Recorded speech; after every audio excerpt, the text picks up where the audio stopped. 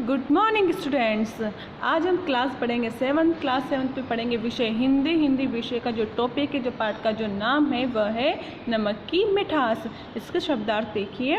गर्व, अभिमान, शासक, राजा, विश्वास, भरोसा, अनंत जिसका अंत न हो, असीम जिसकी सीमा न हो, हैसियत, औकात, संपन्न, समृद्ध, शानदार, भव्य, क्षमा, माफ़ी। ठीक है बच्चों, ये इसके हो गए शब्दार्थ। ठीक है बच्चों, अब इसमें क्या होता है, इस पाठ में एक राजा रहता है जिसे अपनी तारीफ़ करने का बहुत शौक़ रहता है और दूसरों से भी तारीफ़ करवाने का बहुत शौक़ रहता है। वह हमेशा से यही चाहता है कि सब मेरी तारीफ़ करें। इसी प्रकार एक राजा था, उसे स्वयं पर बड़ा गर्व था। कैसा था? उसे स्वयं पर बहुत ज़्यादा गर्व था। वह सदा अपने आकर्षक व्यक्तित्व, अपनी बुद्धि और अपनी सफलता तथा एक बड़ा शासक होने की बातें करता रहता था। वो हमेशा यही कहता रहता था कि मैं बहुत बड़ा राजा बनूंगा, मेरे लिए सब लोग बहुत तारीफ़ करेंगे।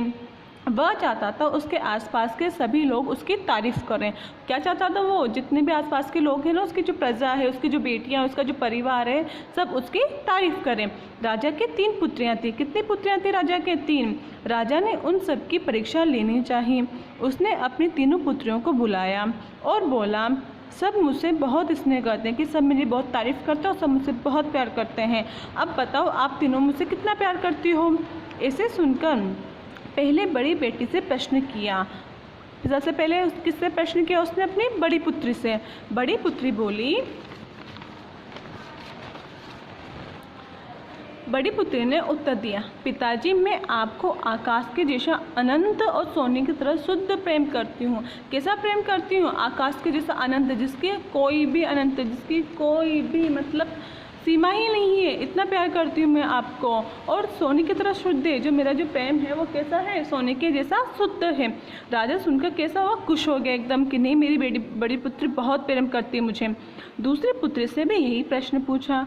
पुत्री ने जवाब दिया, आपने मेरे लिए मेरा प्यार समुद्र की तरह है। जो आपके लिए जो मेरा प्यार है वो कैसा है? समुद्र की तरह असीम, जिसकी कोई सीमा ही नहीं है, ऐसा है।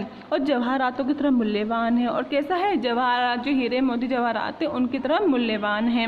राजा ये सुनकर खुशी से हंस पड़ा कि मेरे दोनों पुत्रियां मुझे बहुत प्रेम करती है। यही प्रश्न अब उसने अपनी छोटी पुत्री से पूछा।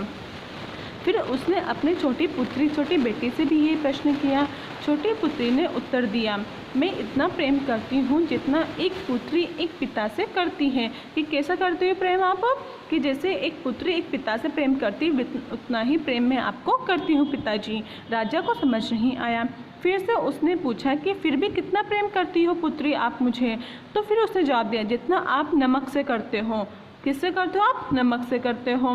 राजा क्रोधित होगा कि आपने राजा का अपमान किया है, क्षमा मांगो। कि आपने एक राजा की तुलना तुच्छ नमक जैसे द्रव्य से की है। तब राजा ने राजकुमारी से सारे संबंध तोड़ दिए। कैसे संबंध? सारे जितने भी रिलेशन थे वगैरह सब तोड़ दिए राजा ने। क्यों तोड़े? क्योंकि उसे लगा कि राजकुमारी ने मेरा अपमान किया है।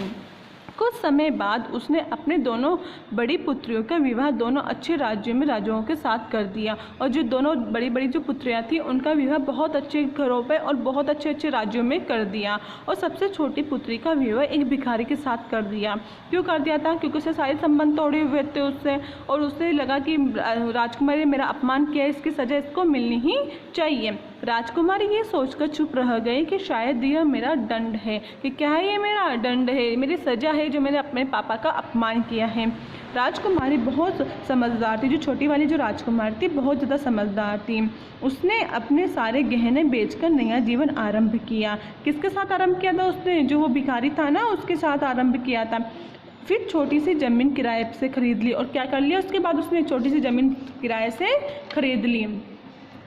उस ज़मीन पर खेती करने लग गए। वो दोनों खेती करने लगे और दोनों शहर से दूर रहकर एक झोपड़ी में रहने लगे। उसके बाद एक झोपड़ी में रहने लगे, घर बना के बहुत दूर शहर से।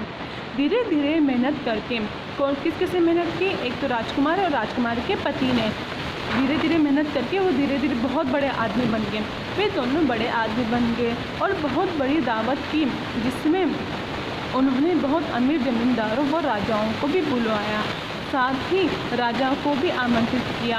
और जो बड़े जो राजा थे, जमींदार थे, उनको भी बुलाया। और जो पुत्री का जो पिता था राजा, उनको भी बुलवाया गया, उनको भी मतलब खाने के लिए बुलवाया गया। जैसे ही राजा भोजन करने लगा, भोजन में नमक का स्वाद ही नहीं आया कि कैसा, भोजन में नमक का स्वाद ही नहीं आया कि कैसा खाना है जिसमें तो नमक ही नहीं है। उसने अपने आसपास देखा, सब अच्छे से भोजन कर रहे थे, मतलब उसने अपने आसपास देखा कि कहीं ऐसा तो नहीं है कि मतलब सभी को टेस्ट नहीं आ रहा हो। तो उसने अपने आसपास देखा तो सभी अच्छे से भोजन कर रहे कि मेरे को क्यों नहीं आ रहा था टेस्ट नमक का। कुछ ही समय बाद एक महिला राजा के पास आकर बोली, भोजन कैसा है महाराज। उसने, कौन थी वो राजा की पुत्री थी। क्रोधित होकर बोला, ये मेरा अपमान है, खाने में तो नमक ही नहीं है, कि खाने में तो नमक ही नहीं है, आप मुझसे बोल रहे हो कि कैसा भोजन है मेरा। फिर महिला ने अपना घूंघट उठाया और बोली, पिताजी पता लग गया कि जिस तरह आप नमक से प्रेम करते हैं उसके स्वाद के बिना नहीं रह सकते हैं, वैसे ही पिताजी आपका और मेरा प्रेम उतना ही है। अब राजा समझ गया था कि मेरी जो पुत्री है उसकी कोई गलती नहीं थी। उसने जिस तरह आप नमक के बिना नहीं रह सकते थे, मतलब जिस तरह मैं नमक के स्वाद के बिना नहीं रह सकता, वैसे ही मेरी पुत्री मेरे बिना नहीं रह सकती। राजा को अपनी गलती का पछतावा हुआ और अपना सारा राज्य उन दोनों के नाम कर दिया। ठीक है बच्चों, यहाँ तक आपको स्टोरी पढ़नी है और जितने भी वर्कशीट में आपको वर्क करना है, सारा अभ्यास आपको वर्कशीट में करना है, मतलब नोटबुक में करना है। ठीक है बच्चों।